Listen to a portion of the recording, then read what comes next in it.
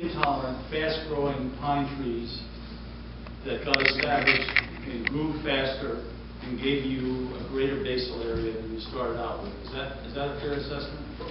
What you left was your dominant pines, which is what the flatwoods ecosystem would have been dominated by. You assumed no more disturbances in this 40-year period. These trees could have reseeded back, but because you have oaks out there, they're able to resprout, and they got a root system that's already established, so they can grow much faster than a seedling that's coming from a seed this big, trying to establish a root, trying to grow. Boom, those oaks are going to take the site. Assuming no other disturbances, you still get your residual trees maintained in your canopy, and you see an understory develop that's mostly oak dominated. And when you have an oak-dominated understory in this situation, then you have shade on the ground, and you lose that diversity that you might have gotten in the understory. What if you put more fires in there? What if you do some other disturbances to maintain that open condition that would then create that more natural, and I'd use that word cautiously, natural condition out there that you might have wanted had you said, this is what I want to shoot for. I want this open stand structure that's got a lot of diversity. Then you need to do repeated management. There's no fire and forget. Management means you are constantly going to be re-entering and re-manipulating, and because that's how these systems develop naturally, right? Disturbances every 3 to 10 years. Isn't that what I put up there earlier? So you're constantly having something changing the structure and composition of the forest. So you can't just do one treatment. But that's all I modeled here because I want to make it so that people understand and not get too complex. So let's look at another alternative scenario. Okay, we've looked at a no-action scenario, which, to answer your question, if I had not done anything, to those palmetto, right, and we just run a fire through there under a wildfire scenario, you would have toasted everything. That's what you would do. You'd toast that entire stand. What's the point of putting that up there, right? No, that's not what I asked. Okay, well then burn down everything if we don't do something. if you don't do something, your answer is you're gonna toast everything because you're not going to decide. But then cut all the palmettos down, so you reduce the understory, you get it closer to that grassy 80 basal area. You're going to kill all those small pines out there. You're going to kill all those small oaks out there. Right. So let's look at this next scenario. This one closest mimics what you asked. Okay. This is a basal area, 60 basal area cut. Okay. So taking the stand to 60 basal area, starting at 64, taking it to 60, you're not taking much out, right? The number, that's effectively a do nothing scenario. And what you end up with, a very light cut, you end up with 52 trees per acre. 52 basal area, and a QMD of 6.9. Okay? Your mortality there is a function of fire. Yeah? I have your model depict wind throw because, for example, when you're done cutting so severely down to 30, you're not allowing for any take by wind throw. It's a good point. No, they don't predict wind throw. You can actually, these models can do that.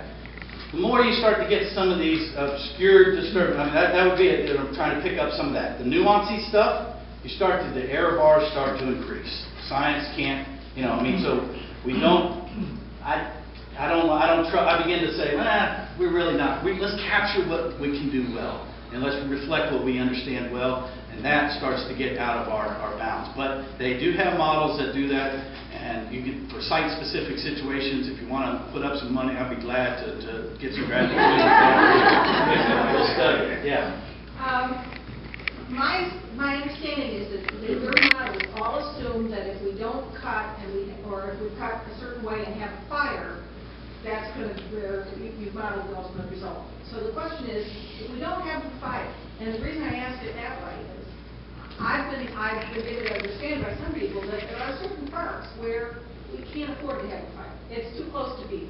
So we're not going to have that situation. And the question is, what's the best way to deal with that park otherwise? And the reason I ask the question is, I'm so if you take all of our parks and treat them as if we could all wait till 2035, it seems to me that that's unnecessarily destructive for those of us who are here now. And the question I would ask is, why can't we stagger our treatment of these things so that the people who are here now won't be here in 2035, still have a park to enjoy that what they're used to. And the other question I wanted to Oh boy, that's point not out a bomb now. but the question about looking at aerials from the past seems to me having to do with how fast things actually grow around here.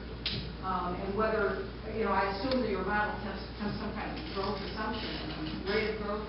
And that's where I think those aerials from the past might be useful, but that really is just an aside. The question is, why aren't we doing this in a way that leaves something more for the people who are here now? Okay, so let me make one correction for everybody. First of all, not my models. These are U.S. Forest Service models. Well, I know. And I just want to make that clear. This is not Mike Landers' models. This is U.S. Forest Service, and this is teams of scientists, and these models have been developed over years, and been refined and revised. And yes, they are. This particular one is specific to southern forest types and uses these conditions. So just so we're clear, this is reflective of this area. So then the second question, just a point you made about fires, and your fire will never happen. You don't want it to happen here today, and so why can't we wait? Well, I was driving down here from Plant City, and I passed 41. Is that a state highway up north of here? That intersection, River Road or River Road and 41. Yep. Yeah. Helicopters flying around up there, smoke billowing out. I'm assuming that's a wildfire because it wasn't big enough an area to be having a helicopter burn going on. So wildfires are happening and do happen. If y'all lived here in the 90s, remember the big wildfire year, 98 was it? 98. 99? 98. 98. Yeah, big wildfire years. We've got a lot, so wildfires don't just happen in California, they happen here, and they could very well happen right out there. So just that point. Now, to the staggering question. Well, if we had a fire at Cedar Point, are we going to let it burn? I don't know. But I think there's... You might not have a choice, because you don't know when that fire is going to happen, right? And all I'm saying is, if someone decides to burn at Cedar Point, I think there's going to be a lot of discussion about whether that is safe, because you do have a school project. You're right. So something else has to happen here, so that model that you're using, and I'm not blaming you for the model, that model may not apply to the park we're sitting in right now. So the fires, but you can also assume lightning. You live in this lightning capital of Florida, of the United States, and you could have a fire, or you could have a cigarette or anything else. So fire comes into that mix. But you're right. One option is zero fire. And unfortunately, for this presentation, I wish now I had, but I didn't, because I didn't think about that as one scenario to in our discussions, thinking about what y'all want to see. I did not produce. I had that. I could produce that. But I didn't put it into these slides, so I apologize. I don't have that. I could give that to you, though, if you would want. Okay? And we could look at that outcome. So I would not hide it. And that's the beauty of these models. Again, you can run them with any scenario you can come up with. Okay? And so that's why these models are great. But now let me just go to one other point that you made about just let me finish this, and then I'll let you go. About the ugliness, your forest today, and how it might not, you don't want to see it, let it happen 20 years from now, or staggering it. I recently had a child. I've got a 2-year-old now. He's 2 years old. And from 0 to 2 is amazing. And I'll tell you what, at point 0, that was not the prettiest sight in the world.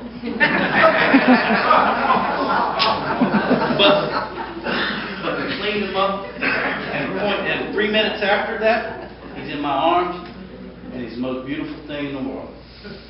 And 3 months later, he's now not this big, he's now this big. And 2 years later, he's this big.